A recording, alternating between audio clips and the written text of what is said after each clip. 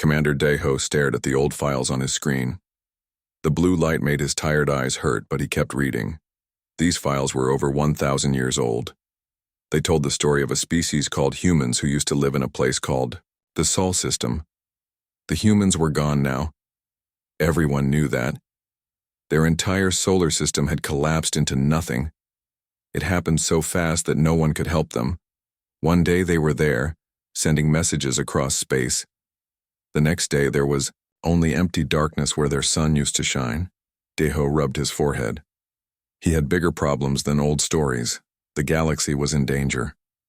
Something terrible was coming from beyond the stars. They called it the Void Swarm. It ate everything in its path. Planets, stars, entire solar systems. Nothing could stop it.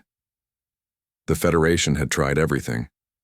Their best ships, their strongest weapons, their smartest plans. Nothing worked. The Void Swarm kept coming closer to the core worlds where billions of people lived. Soon, it would reach them too. Sir? Lieutenant Sungmin walked up to his desk. High Admiral Taemin wants to see you in the main meeting room. Deho sighed and closed the old files. He walked through the long hallways of the Federation command ship. Other officers rushed past him, all looking worried. Everyone knew how bad things were getting. The meeting room was full of important people from different worlds. Admiral Taemin stood at the front, his green skin showing he was from the Corvani Empire. Next to him was Dr. So Young, a human-looking woman from the Terran colonies. But she was not really human. Her people just looked like the old humans. Real humans had been dead for 1,000 years. We are running out of time, Admiral Taemin said. His voice was deep and serious. The Void Swarm will reach the Kepler system in 3 days. After that, it will take only 1 week to reach Earth 2 and the other core worlds. Dr. So Young pulled up a hologram showing the galaxy. Red dots marked where the Void Swarm had already been. Each red dot used to be a solar system full of life. Now they were empty space. We have one last option, Admiral Taemin continued. The emergency conscription protocol. Many officers in the room made worried sounds. Deho had heard of this protocol, but he thought it was just a story, a myth from the old days. The protocol was made during the First Galactic War, Dr. So Young explained. It can send a call across all space and time. Any species that ever signed the Federation Treaty must answer the call. They must come and help fight. But sir, Commander Jae-woo spoke up. Most of those species are dead now. The protocol is over 800 years old. That is correct, Admiral Taemin nodded. We will be calling to the dead, but what choice do we have? If we do nothing, we all die anyway. Dr. So Young looked unhappy. The protocol has never been tested on this scale. We don't know what will happen. Some of the species in the database don't exist anymore. Their homeworlds are gone, their people are scattered or extinct. She paused and looked directly at Deho. The humans are on that list too. The protocol will try to call them, but there are no humans left to answer. Deho thought about the files he had been reading. The humans seemed like good people in the old records. They were not the strongest or smartest species, but they tried hard. They helped others when they could. It was sad that they were gone. How does the protocol work? Asked Captain Gildong from the Engineering Corps. Ancient technology, Dr. So Young answered. It sends quantum signals through subspace. The signals carry genetic markers and consciousness patterns of every species in the database. When the signal finds someone with matching patterns, it compels them to respond. They feel a strong need to come and help. Sounds like magic, Gildong muttered. Advanced science often looks like magic, Admiral Taemin said. The species who built this technology were much older than us. They understood things we still cannot understand. Dr. So Young activated another hologram. This one showed a map of Federation space. Bright points marked where the protocol stations were located. There were 12 of them, spread across the galaxy. Each station will send the signal to different parts of space, she explained. The signals will travel faster than light, reaching even the most distant worlds. If there are any survivors from the old treaty species, they will hear the call. Obey. Long will it take? Deho asked. The signals will reach the edge of the galaxy in 6 hours, Dr. So Young said. If anyone is going to answer, we should know within 12 hours. Admiral Taman looked around the room. I know this plan sounds crazy, calling for help from the dead, but we have tried everything else. This is our last hope. He pressed a button on the table. All stations prepare to activate the emergency conscription protocol. Begin the sequence in 1 hour. The meeting ended, and everyone rushed to their stations. Deho went back to his desk and opened the human files again. He found pictures of their world called Earth. It looked beautiful. Blue oceans, white clouds, green lands. It made him sad to think that such a pretty world was gone forever. He read about human culture. They made art and music. They told stories. They loved their families. They were not very different from other species except for one thing.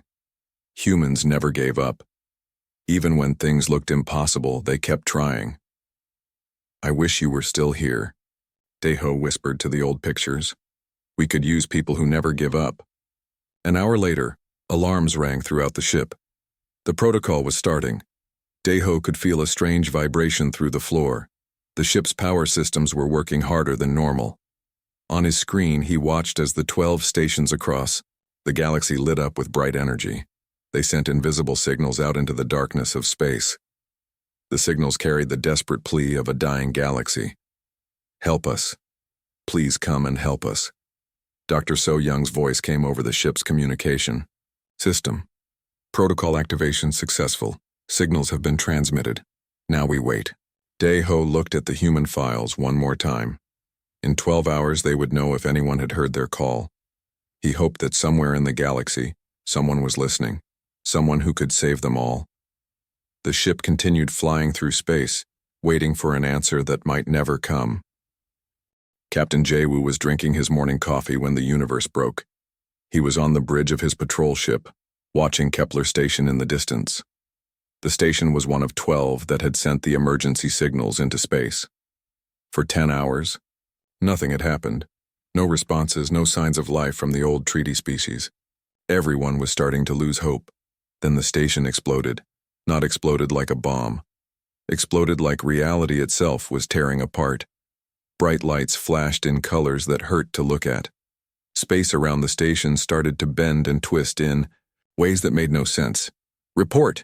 Jae-woo shouted, putting down his coffee cup so fast it spilled everywhere. Sir, I don't understand the readings, said Engineer Wonho at his station. The energy levels are impossible.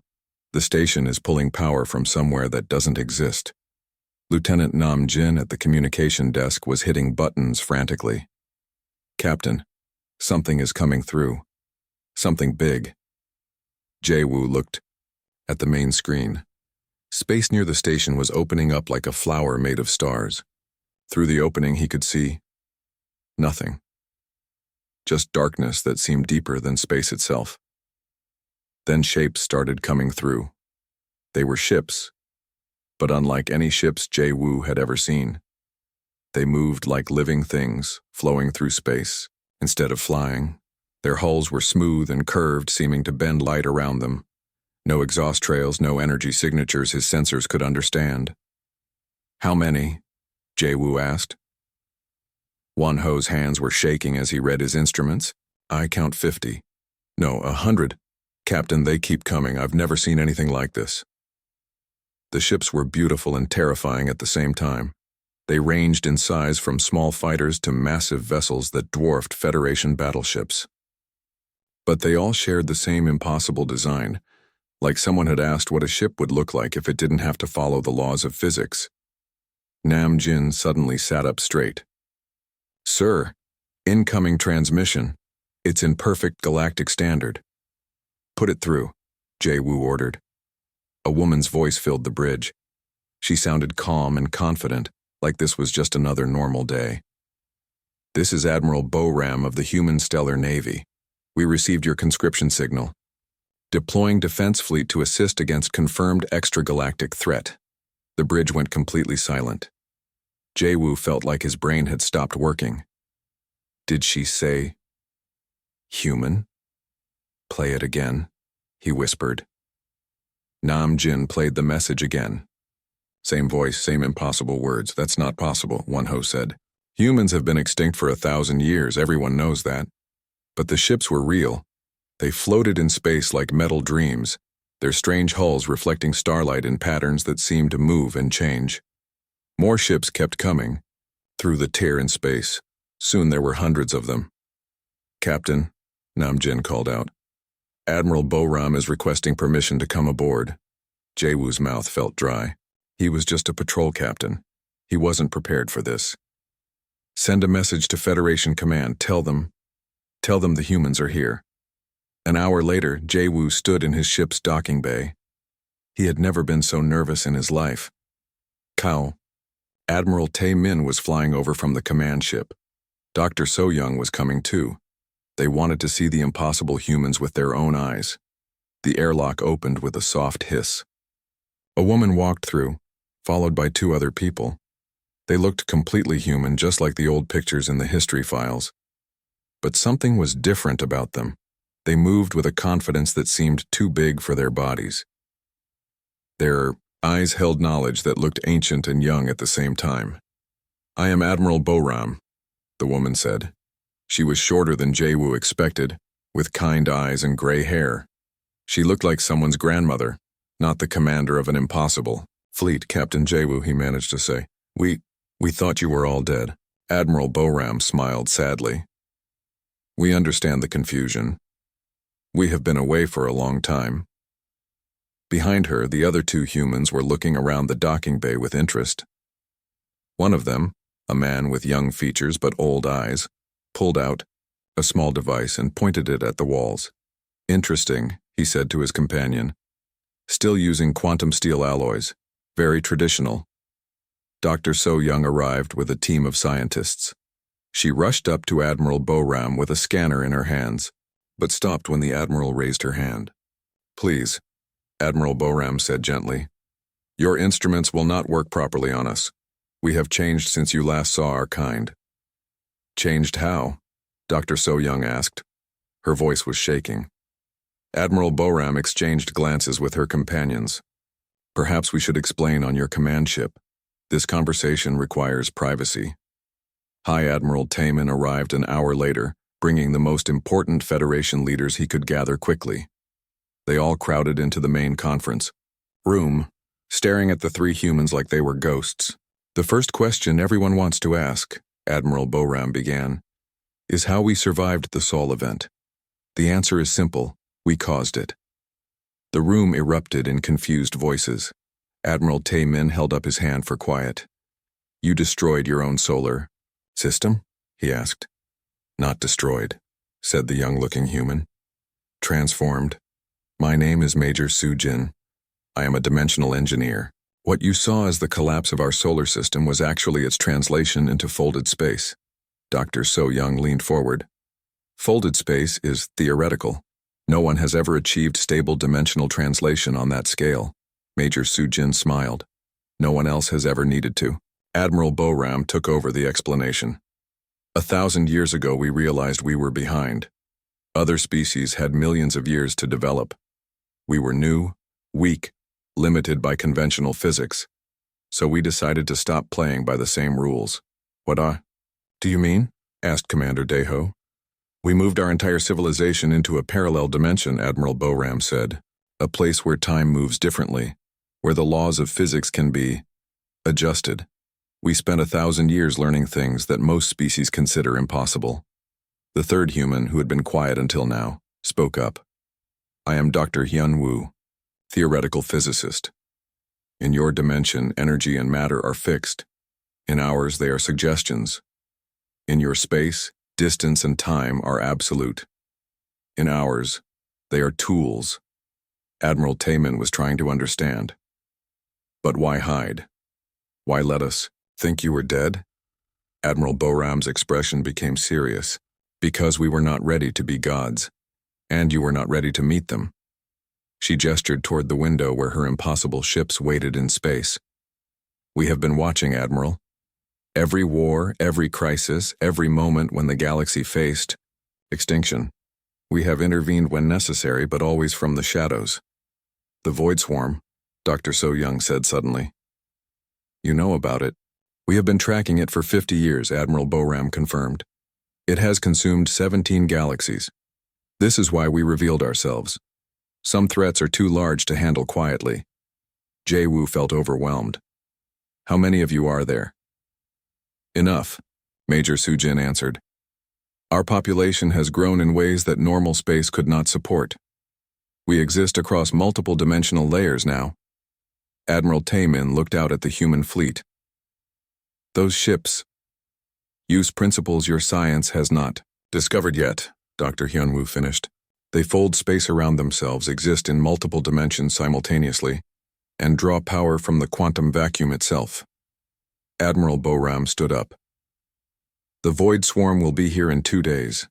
We are prepared to stop it. But first, you need to understand what you are really facing, and what we have become to fight it. The meeting ended with more questions than answers. As the humans prepared to return to their ships, Jae-woo couldn't help but ask one more thing. Admiral Boram, are you still human? She turned back with that sad smile. We are what humans became when they had 1,000 years to grow up. Dr. So-young could not sleep. She kept thinking about the 3 humans who had visited their ship. Everything about them was wrong, but also somehow right. They looked human, talked like humans, even smiled like humans. But they were something else now. She was in her laboratory, running tests on a small device that Major Soo-jin had left behind. He said it was just a basic scanner, but it was reading energy patterns that should not exist. The materials it was made from did not match anything in Federation databases. Still working? Captain Gildong entered her lab with 2 cups of hot tea. I cannot understand any of this, So-young said, accepting the tea gratefully. Look at these readings. This device is pulling power from empty space. That should be impossible. Gildong sat down next to her. Maybe impossible is not the right word anymore. A soft chime indicated someone was requesting entry to the lab. Come in, So-young called. Major Soo-jin walked through the door. He was alone this time, wearing a simple uniform that looked like it was made from liquid metal. Dr. So-young, I hope I am not disturbing you. No, please come in, she said quickly. I was hoping to ask you more questions. Soo-jin smiled. I thought you might be. That is why I came. Admiral Boram believes you deserve to understand the truth about what we have become. He pulled out a chair and sat down. Up close, So-young could see that his eyes held depths that seemed impossible for someone who looked so young. How old are you? She asked. I was born 700 years ago, Soo-jin answered simply. In your time frame, in my personal timeline, I have lived for about 3,000 years. Gildong nearly dropped his tea. That is impossible. Time moves differently in folded space, Soo-jin explained. We can experience centuries while only minutes pass in your dimension. Or we can slow down and make minutes last for years. It depends on what we need to do. So, Young leaned forward. Tell me about the Sol event. What really happened? Soo-jin was quiet for a moment, like he was deciding how much to reveal.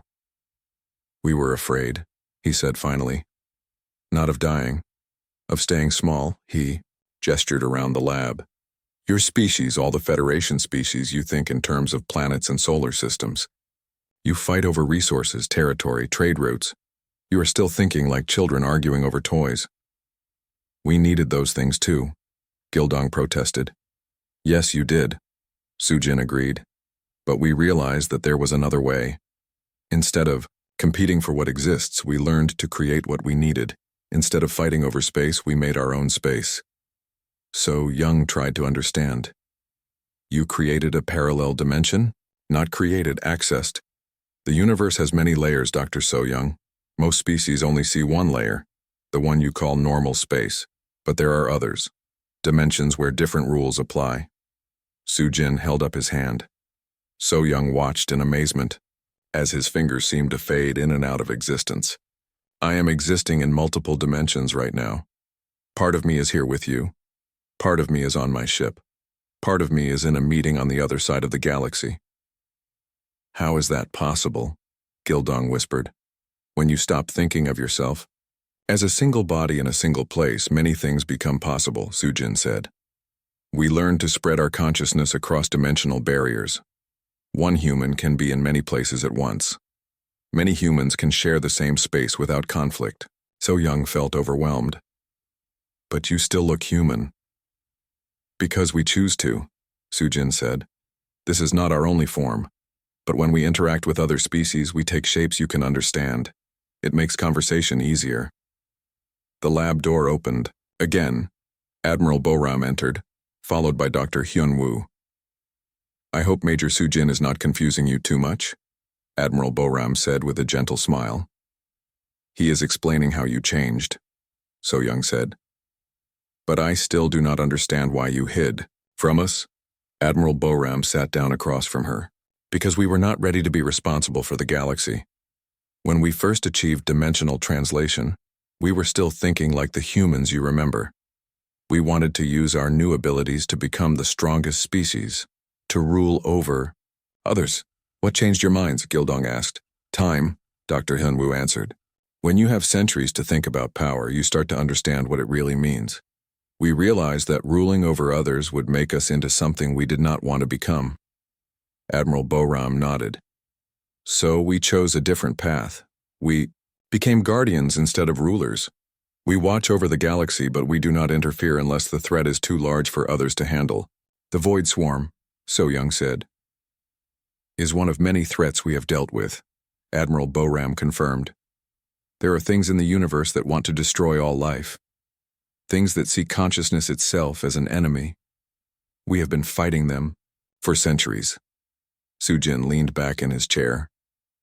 The Federation has never known about most of these threats because we stop them before they reach you. Cosmic predators, reality viruses, entities that eat time itself. We handle them quietly. So Young felt a chill. Reality viruses, infections that spread through the fabric of space-time, Dr. Hyun-woo explained. They corrupt the laws of physics in local areas. Stars stop shining, gravity reverses, matter forgets how to hold together. Very dangerous. How many times have you saved us? Gildong asked quietly. The three humans exchanged glances. We stopped counting after the first 100, Admiral Boram said. The room fell silent. So Young tried to process what she was learning. Humanity had not just survived, they had become something beyond her understanding. They had been protecting the galaxy for centuries without anyone knowing. Why tell us now? She asked. Because the Void Swarm is different, Admiral Boram said. It is not just another cosmic threat, it is a test. A test of what? Of whether this galaxy is ready to grow up, Sujin answered. The universe has rules, Dr. So Young. Species that stay small and fight each other eventually face extinction. But species that learn to work together, to think beyond their own needs, they are allowed to continue. Dr. Hyun-woo pulled out a device similar to Sujin's scanner. There are other galaxies out there where life has evolved past the need for competition, where species work together for goals you cannot imagine yet. They are watching to see if your galaxy will join them. And if we fail the test, Gildong asked, then the Void Swarm succeeds, Admiral Boram said simply. And the universe tries again with the next galaxy. So Young felt overwhelmed. But you can stop it. You said you were prepared. We can destroy this particular Void Swarm, Sujin confirmed. But that is not the real test. The test is whether the galaxy can learn to work together without us. Whether you can evolve past the need for guardians. Admiral Boram stood up. The swarm will be here tomorrow. We will stop it, because that is what we do. But afterward, the galaxy must decide what kind of future it wants.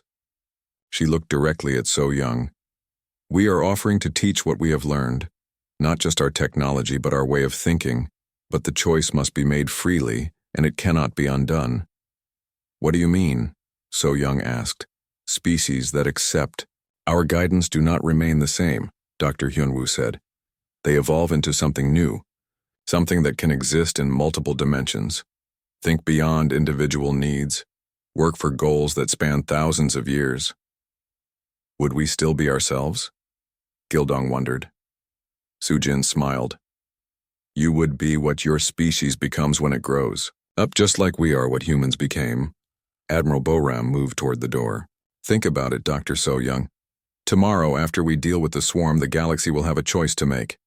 We wanted you to understand what that choice really means. The three humans left the lab, leaving So-Young and Gildong alone with thoughts too large for their minds to hold. Do you think they are still human? Gildong asked quietly.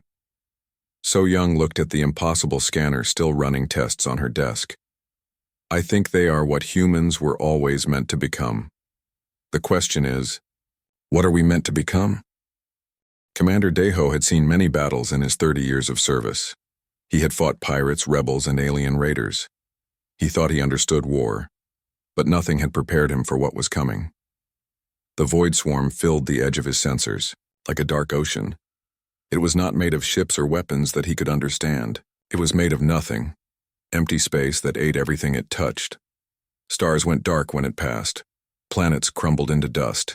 Even light seemed to die when it got too close. How big is it? He asked his sensor officer. Sir, it stretches across 3 light years, Lieutenant Sungmin replied. His voice was shaking. I cannot count the individual units. There are too many. Deho looked at the main screen. The swarm looked like a wall of darkness moving toward them. Inside the darkness, he could see shapes that hurt his eyes. Things that moved in ways that made no sense, things that should not exist. Federation fleet status? He asked. All ships are in position, reported Communications Officer Min-Ah. 2,000 vessels from 15 species, the largest defense fleet in galactic history. It would not be enough. Everyone knew it. The Void Swarm had destroyed fleets 10 times larger. But they had to try. Human fleet status? Deho asked. Still in position behind us, Min-Ah said. They are waiting. Deho could see the human ships on his screens. They floated in space like metal poetry, their impossible hulls reflecting light in patterns that seemed to move. There were only 300 of them compared to the Federation's 2,000, but somehow they made him feel safer. Admiral Taemin's voice came over the fleet communication system. All ships prepare for battle. We will buy the humans time to use whatever weapons they have. For the galaxy. For the galaxy, voices answered, from 2,000 ships. The Federation fleet moved forward. Their ships were brave and beautiful, representing the best that galactic civilization could build. Massive battleships with armor thick enough to stop asteroid impacts.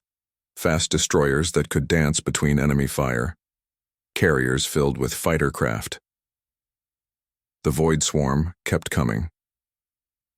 When the two forces met, Deho understood why previous fleets had failed. The swarm did not fight like anything else in the universe. It did not use weapons that could be blocked or avoided. It simply made things stop existing. Direct hit on the battleship Courage, Sungmin called out. She's gone, sir. Not destroyed. Gone. Deho watched in horror as more ships vanished. Not exploded, not broken apart. They just ceased to be there. One moment a ship was firing its weapons. The next moment there was empty space where it used to be. Fall back, Admiral Taemin ordered. All ships, fall back to the second line. But the second line melted away just as fast as the first. The Federation's best weapons did nothing to the swarm. Energy beams passed through it without effect. Missiles disappeared before they could explode. Even nuclear weapons vanished into the darkness without causing any damage. Sir, Min-Ah said quietly, we are receiving a transmission from Admiral Boram. Put her through, Deho ordered. The human admiral's calm voice filled his bridge. Federation fleet, withdraw to minimum safe distance. We are beginning our engagement. Now. Admiral Boram. Admiral Taemin's voice cut in. Our weapons have no effect. How can yours be different? Because we are not using weapons, Boram replied. We are using corrections. Deho did not understand what that meant, but he watched as the human fleet moved forward. They did not fly toward the swarm like normal ships. They seemed to fold space around themselves, appearing in new positions without crossing the distance between. The lead human ship was enormous, larger than any Federation vessel. It moved to the center of the battle zone and stopped. For a moment, nothing happened. Then reality began to change. Engineer Wanho, who had been transferred to Daiho's ship, stared at his instruments in disbelief. "Sir, I am reading impossible. Energy signatures. The humans are doing something to space itself." "What do you mean?" Daiho asked. "They are editing the universe," Wanho said. "Changing the basic rules of how things work." On the main screen, Daiho could see the effects spreading out from the human ship like ripples in water. But these ripples moved through space-time itself. Where they passed, the void swarm began to flicker. Commodore Yunji's voice came from the human fleet. "Beginning reality stabilization, correcting dimensional errors in target area." "Dimensional errors?" Daiho muttered. More human ships joined the effort. Their hulls began to glow with light that did not look like any energy Daiho knew. The light seemed to push against the darkness of the swarm, not fighting it, but simply making it wrong. "I do not understand what I am seeing," Wanho said. "The swarm is not being destroyed, it is being denied." That was exactly what was happening. The humans were not attacking the void swarm. They were convincing the universe that it had never existed. Where their strange light touched the darkness, the swarm simply faded away like a bad dream. "Correction field at 60%, came another human voice. "Reality matrix stabilizing. Existential errors being resolved." The process was beautiful and terrifying. The humans worked with calm precision, their ships moving in patterns that created geometric shapes in space. Each shape seemed to anchor reality more firmly, making it harder for the swarm to exist. Dr. So Young's voice came over the communication system from the command ship. "They are not fighting the swarm. They are proving that it cannot be real." "How is that possible?" Admiral Tayman asked. "The void swarm exists by breaking the rules of physics," Major Sujin answered from one of the human ships. "We are reinforcing those rules, making reality more solid. In a properly stable universe, the swarm cannot exist." Daiho watched in amazement as more of the swarm faded away. The darkness that had seemed so overwhelming was shrinking, not retreating, not being pushed back, simply becoming less real with each passing moment. "Correction field at 90%, Commodore Yunji reported. "Final reality anchors deploying. The last phase was the most incredible. The human ships arranged themselves in a complex, three-dimensional pattern around the remaining swarm. They began to pulse with synchronized light, and with each pulse more of the darkness disappeared. Existential threat neutralized, Admiral Boram announced. Local spacetime restored to standard parameters. Reality correction complete. The battle was over. The void swarm that had destroyed 17 galaxies was gone. Not defeated, not driven away. Erased from existence as if it had never been. Daiho looked around his bridge. His crew was staring at their screens in stunned silence. The space where the swarm had been was now filled with normal stars and normal darkness. Even the sensors could not detect any trace that something had been there. "How long did that take?" he asked quietly. Wanho checked his chronometer. 17 minutes, sir. 17 minutes to undo a threat that had consumed galaxies. Daiho felt very small. Admiral Tayman's voice came over the fleet communication, sounding shaken. "Admiral Boram, how did you do that?" "We told the universe to remember how it is supposed to work," Boram answered simply. "The void swarm was an error in reality. We corrected the error." "Is it really gone?" Dr. So Young asked. "This one is gone," Major Sujin confirmed. "But there will be others. There are always errors that need correcting. Forces that try to break reality. We spend most of our time fixing problems like this." Daiho realized the truth with a shock that made him dizzy. "You have been protecting us from things like this for centuries." "Yes," Admiral Boram said. "The galaxy faces extinction-level threats approximately every 50 years. Most species never know about them because we resolve them quietly." "Why tell us now?" Admiral Tayman asked.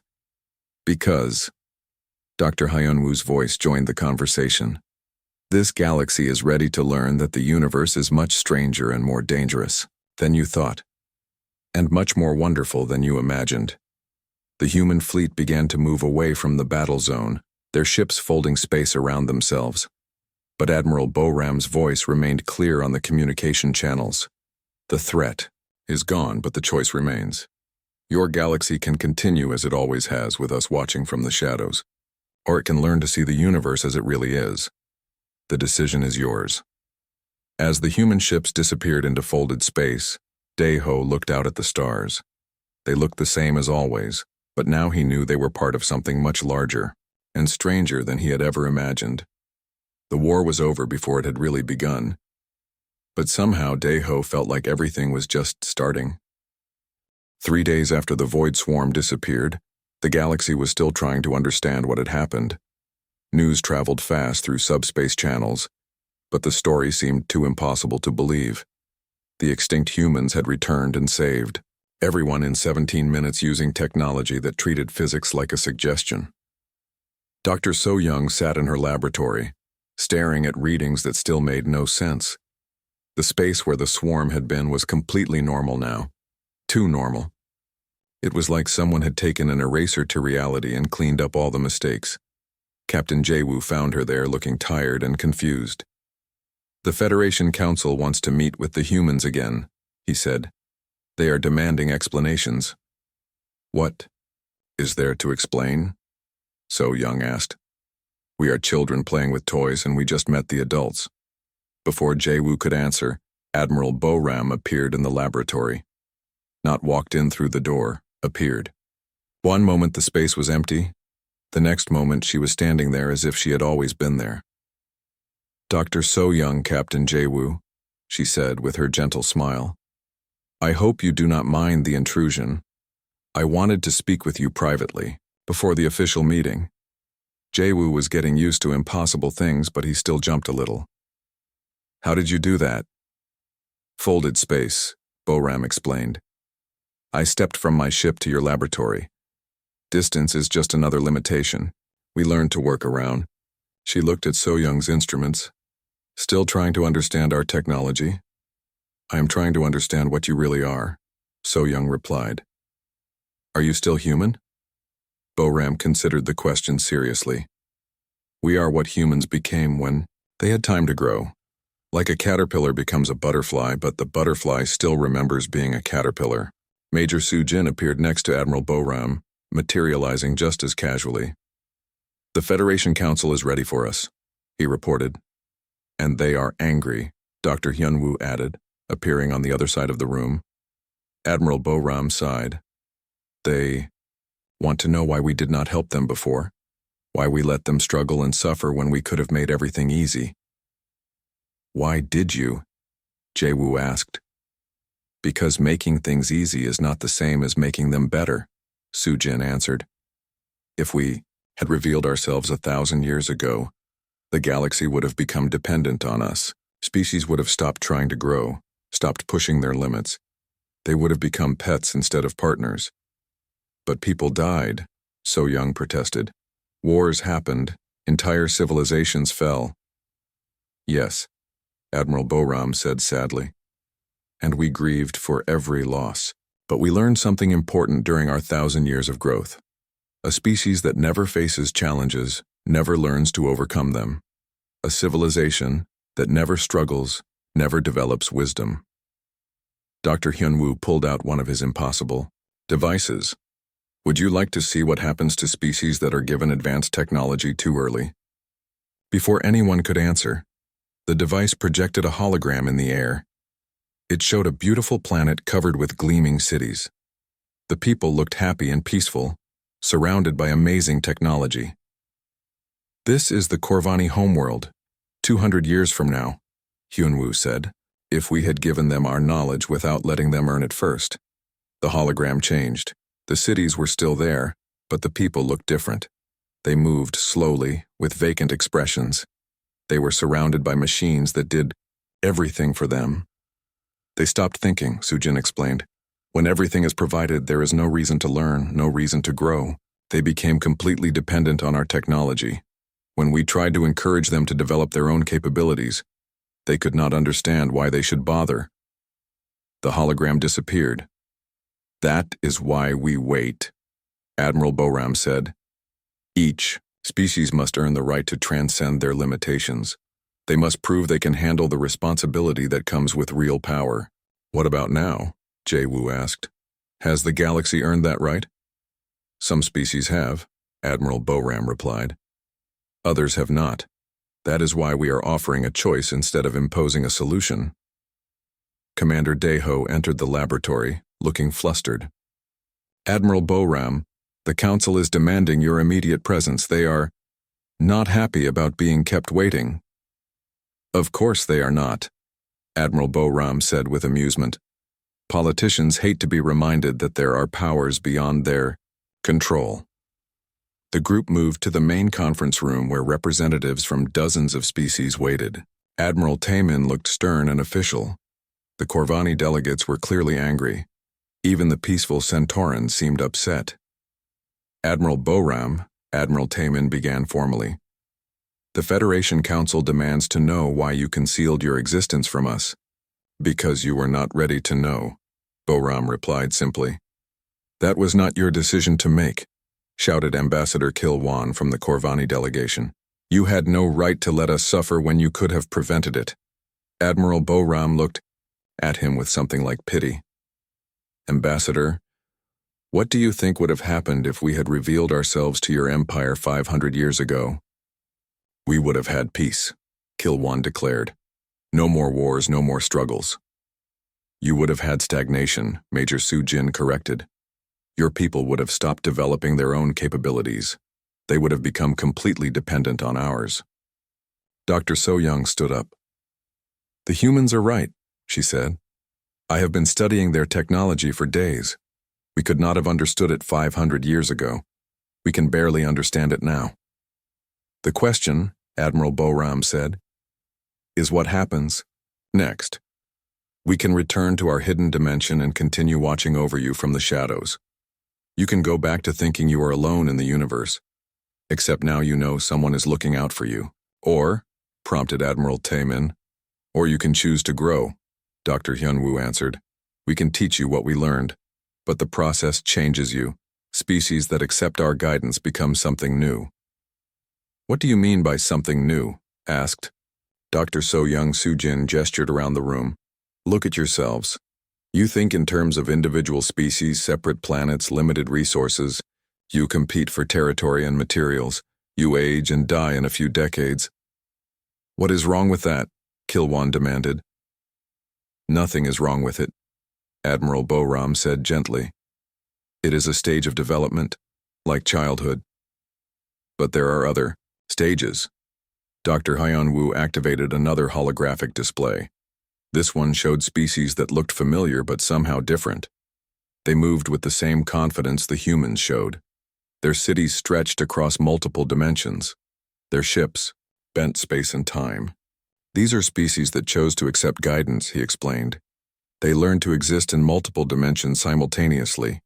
They stopped competing for resources and learned to create what they needed. They extended their lifespans indefinitely and developed collective consciousness while maintaining individual identity. They became like us, Sujin added. Not human, but transcendent. Able to work on projects that span thousands of years, to think beyond the limitations of single planets or solar systems. Captain Jae-woo leaned forward. What would we lose? Your current limitations, Admiral Boram replied. You would lose the need to fight over resources. You would lose the fear of death. You would lose the smallness of thinking only about your own species. And what would we gain? The universe, she said simply. There are wonders out there that you cannot imagine yet. Galaxies where music has physical form. Dimensions where mathematics is a living language. Realities where consciousness itself can be sculpted like art. We would show you things that make the void swarm look simple, Dr. Hyunwoo added. Cosmic structures that span multiple universes. Beings of pure thought that build worlds from imagination. The real universe is so much stranger and more beautiful than this small corner, you know. The room was silent for a long time. Finally, Ambassador Kilwan spoke.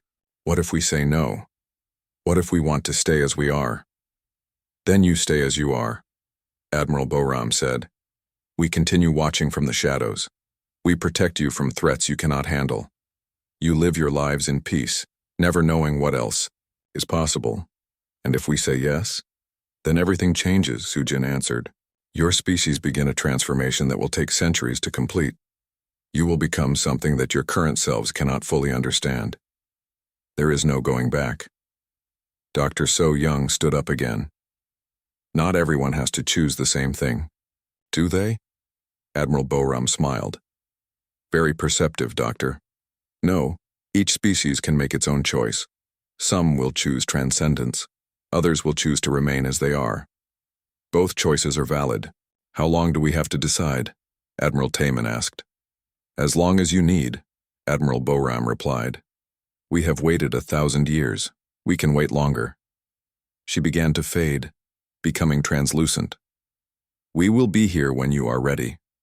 Those who choose to grow will find us. Those who choose to stay will be protected. Admiral, Jae-woo called out. Will we ever see you again? Her voice came from everywhere and nowhere. Captain, you will see us every time you look at the stars and remember that the universe is larger than you thought. Every time you choose to grow instead of staying safe. Every time you reach for something beyond your current understanding. We are not leaving, Major Sujin added as he too began to fade. We are just returning to the spaces between spaces, waiting for you to join us when you are ready. Dr. Hyun-woo was the last to speak.